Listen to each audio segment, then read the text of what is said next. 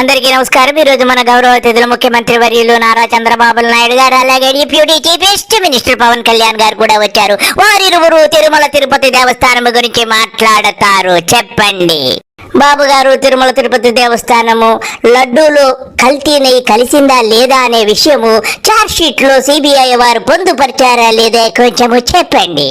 ఎక్కడ కూడా CBI report లో ఇది కల్తీ లేదని ఎక్కడా చెప్పలేదు. కరుడు కట్టిన నేరస్తులు ఏ విధంగా అసత్యాన్ని నమ్మించడానికి ప్రయత్నం చేస్తారో అదే చేస్తున్నారు. మీరు చెప్పింది నిజమే బాబు గారు. కరుడు కట్టినటువంటి నేరస్తులు ఎలాగైతే అబద్ధాలను నిజాలుగా చెబుతారో మీరు కూడా అలాగే కల్తీ జరిగిపోయిందని చెప్పి పుంకాలుగా చెబుతుంటే ఆ యొక్క వెంకటేశ్వర స్వామి భక్తులందరూ ఎలా బాధపడుతున్నారో ఎప్పుడైనా ఆలోచించారా బాబు గారు? నీ బతుకొచ్చాడా? రిపోర్ట్స్ అన్ని మీ రోజుల్లో ఉంటాయి. దేవుని యొక్క పవిత్రత మనం కాపాడుకోవడం మనందరి బాధ్యత. దేవునికి అపచారం జరిగినప్పుడు, అపవిత్రం జరిగినప్పుడు ఎవరైనా సరే ముక్త కంఠంతో ఖండించాల్సిన బాధ్యత మన పైన ఉంది. తిరిగి ఇలాంటి చేయాలంటే ఎవరైనా భయపడే పరిస్థితి రావా? మీరు చెప్పింది నిజమే బాబు గారు. ఇటువంటి అకృత్యాలు చేసే నీలాంటి వారిని తప్పకుండా ఖండించాలి. అందుకోసమే ఈ సోషల్ మీడియా అంతా నీ మీద ఇలా పడి మాట్లాడడం జరుగుతుందని ఇప్పటికైనా అర్థం చేసుకో బాబు గారు. ఎందుకు బాబు గారు హెరిటేజ్ ని హైప్ చేయడానికి? హెరిటేజ్ కి ఇచ్చావని తెలుసు, నెయ్యి అంతా హెరిటేజ్ అని తెలుసు, ఇంకా ఎందుకు బాబు గారు దొంగ నాటకాలు ఆడతారు? పవన్ కళ్యాణ్ గారు వచ్చారు. పవన్ కళ్యాణ్ గారు మా బాబు గారి గురించి కొంచెం చెప్పండి. భగవంతుని మీద పగబట్టుకున్నవాడు సర్వనాశనం అయిపోతాడు తప్ప. మీరు చెప్పింది నిజమే పవన్ కళ్యాణ్ గారు.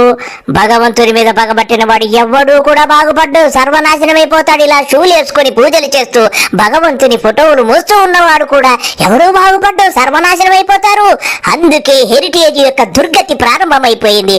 అందుకే షేర్ల ధర అమాంతంగా పడిపోయింది. పవన్ కళ్యాణ్ గారు మీరు కూడా చాలా చక్కగా చెబుతున్నారు. నేను ఎన్నోసార్లు చెప్పాను, వెంకటేశ్వర స్వామితో పెట్టుకున్న వాళ్ళకి ఇంకొక జన్మలో పనిష్మెంట్ కాదు, ఈ జన్మలోనే పనిష్మెంట్ ఉంటుంది. దాని నమ్మకం నేను చూసిన సంఘటనలు ఉన్నాయి. అందుకే మీకు కూడా చెప్తున్నా, ఎవరితోనా పెట్టుకోండి కానీ ఆయనతో పెట్టుకొని రాజకీయం చేయొద్దండి. బాబు గారు మీరు చెప్పేవి శ్రీరంగ నీతులు, దూరేవి దొమ్మరు గుడిసెలన్నట్టుగా మీరు ఏమి చెప్పినా గాని మీరు పాటించరు. అవన్నీ కూడా మేము గుర్తు పెట్టుకోందంటే మేము గుర్తు పెట్టుకుంటూ ఉండాలి. అందుకే భగవంతుడు మీకు శిక్ష వేశాడేమో. అందుకే అమ్మగారి హెరిటేజ్ డైరీకి పెద్ద బొక్కొచ్చిందట కదా, షేర్ల ధరలన్నీ పడిపోయాయని నాకు చాలా బాధగా ఉంది బాబు గారు. బాబు గారు మీరు బాధపడకండి, అమ్మగారి డైరీకి బొక్కబడిందని ఏం బాధపడకండి. మీరు కొల్లగొట్టిన ధనమంతా సింగపూర్ లో ఉంది, ఏమీ ఫీల్ అవ్వకండి. ఇకపోతే మీరు తిరుమల తిరుపతి దేవస్థానానికి ఎటువంటి అకృత్యాలు చేశారు, ఎటువంటి నెయ్యిని మీ ద్వారా సప్లై చేశారు, ఆ నెయ్యిలో ఏమేమి మీరు స్వయంగా కలిపారు, మీరైనా మంచి ఎక్స్పర్ట్స్ కదా డైరీ బిజినెస్ లో, అన్ని విషయాలు ఓపెన్ గా చెప్పండి. నేను ఎవరికీ చెప్పను బాబు గారు, ప్రామిస్ ప్లీజ్. పవిత్రత తిరుమల తిరుపతి దేవస్థానంలో పవిత్ర దెబ్బతీసే పరిస్థితి మీరు ఒకసారి చూస్తే లడ్డు ప్రసాదం నాసిరకం నెయ్యి వాడే దేవునికి పెట్టినప్పుడు ఆవు నెయ్యి వాడతారా లేదా అని మిమ్మల్ని అడుగుతున్నా. నాసిరకం, వెజిటబుల్ ఫ్యాట్ అని, ఎనిమల్ ఫ్యాట్ అని, అలాంటివన్నీ దాన్ని కల్తీ. బాబు గారు మీరు అపవిత్రం చేయడంలో టీటీడీని మీరు అంధవేషం చేయి బాబు గారు. మీరు షూస్ వేసుకొని దేవస్థానంలో కూడా వెళ్లిపోగల సమర్థులు బాబు గారు.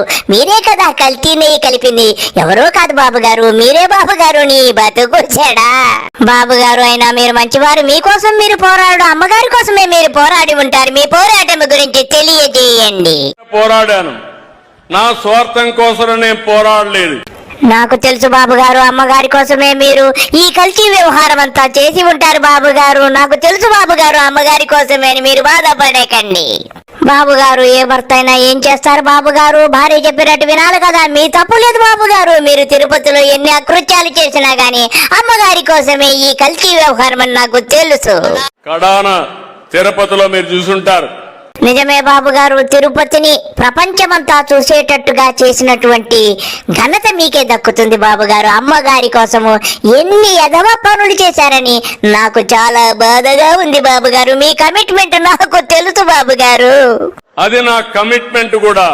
బాబు గారు మీ కమిట్మెంట్ నాకు తెలుసు బాబు గారు. దేవుడైనా ఒకటే, సామాన్యుడైనా ఒకటే, వెచ్చగాడైనా ఒకటే, ఎవడైనా సరే దొరికితే దోచుకోవడమే నీ యొక్క అజెండా, నీ యొక్క కమిట్మెంట్ బాబు గారు. ఆ దోచుకున్నదంతా సింగపూర్కి అబ్బాయి గారితో తోలించి అక్కడ మూటలు కట్టి దాచుకోవడమే నీ అజెండా, నీ కమిట్మెంట్ అని యావత్ ప్రజలందరూ తెలుసుకున్నారు బాబు గారు. వెంకటేశ్వర స్వామికి అపవిత్రత చేసే పరిస్థితి వస్తే మీరు సహిస్తారా తమ్ముళ్ళు అని అడుగుతున్నా.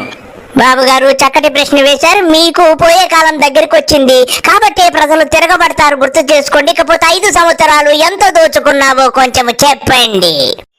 5 సంవత్సరాలు కల్తీ అయిన గీ. బాబు గారు 5 సంవత్సరాలేంటి? నువ్వెప్పుడు పదవి చేపడితే అప్పుడు దోచుకోవడమే కదా. 5 సంవత్సరాలేంటి బాబు గారు? దోపిడీయే నీ నినాదము, దోపిడీయే నీ అజెండా. బాధేస్తుంది అలాంటి. బాబు గారు బాధపడాల్సింది ప్రజలు, మీరు కాదు. కల్తీ కలిపింది నువ్వు, అన్నీ చేసింది నువ్వు, సర్వము చేసింది నువ్వు. నువ్వు బాధపడితే అలాగా? ఇంకా ఏమేమి కల్తీ కలిపావు, అందులో ఏమేమి కెమికల్స్ కలిపావు అది కూడా కొంచెము చెప్పు. ఎలాంటి కెమికల్స్ అంటే మన బాత్రూముల్లో వేసి క్లీన్ చేసే కెమికల్ ని గీలో వేసి దాన్ని మళ్ళీ లడ్డు చేసి.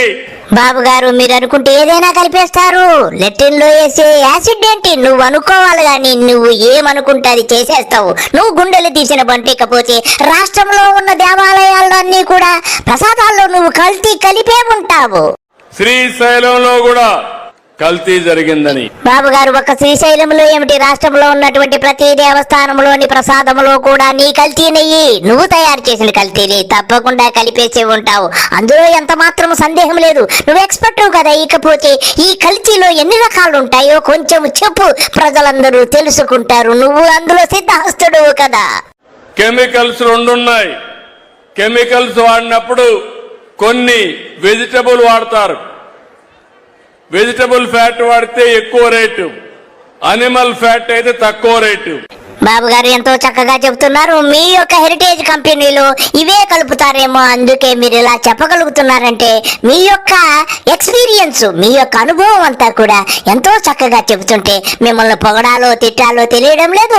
అయినా గాని మీరు ఎప్పుడు నిజాలు చెబుతారని నాకు తెలుసు. అందుకే మీరంటే నాకు ఎంతో ఇష్టము బాబు గారు. నేను ఎందుకంటే ఒక భక్తుడిగా చెప్తున్నా.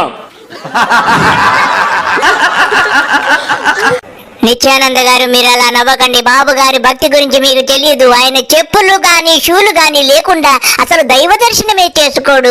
మీకు తెలియకపోతే తెలియనట్టుండండి, నోటికి వచ్చినట్టు మాట్లాడకండి. ఆయన అపాలజీ చెబుతానని ఎంతో ఉత్సాహపెడుతున్నారు. ఆయన చేసిన తప్పులకన్నీ కూడా అపాలజీ చెబుతారట. కల్తీ కలిపింది ఆయనే అని తెలుసు కాబట్టి ఆయన వెంకటేశ్వర స్వామికే కాదు భక్తులందరికీ కూడా అపాలజీ చెప్పాలనుకున్నారు. బాబు గారు మీరు అందరికీ అపాలజీ చెప్పండి. నన్ను అపాలజీ చెప్పమంటారు. నేనేం చెప్పాలి? నేను తప్పు చేశానని నేను అపాలజీ చెప్పాలి. దేనికోసం? బాబు గారు మీరెందుకు అపాలజీ చెప్తారు? బాబు గారు చేయాల్సిన పనులన్నీ చేసేస్తారు. మీరెందుకు చెప్తారు బాబు గారు? ప్రజలకు క్షమాపణ, భక్తులకు. ఇకపోతే తమరు వచ్చాక లడ్డులో నాణ్యత గురించి, ఎలాగ కల్తీ కలిపాక ఎలాగుందో కొంచెము ఆ ప్రజలను అడిగి ఆ లడ్డు విషయము తెలుసుకోండి. తిరుమలకు పోతే ముందు లడ్డుకు ఇప్పటి లడ్డుకు వ్యత్యాసం ఉందా లేదా తమ్ముళ్ళు అని మిమ్మల్ని అడుగుతున్నా. బాబు గారు మీరు సిగ్గు లజ్జ ఇడిచిపెట్టేసి ఇలా అడుగుతుంటే మిమ్మల్ని ఏమనాలో నాకు అర్థం కావడం లేదు. సిబిఎన్ గారు మీరు చాలా మారిపోయారు. 95 సిబిఎన్ తప్ప 2014 సిబిఎన్ కాదని మరొకసారి అందరికీ తెలియజేస్తున్నా.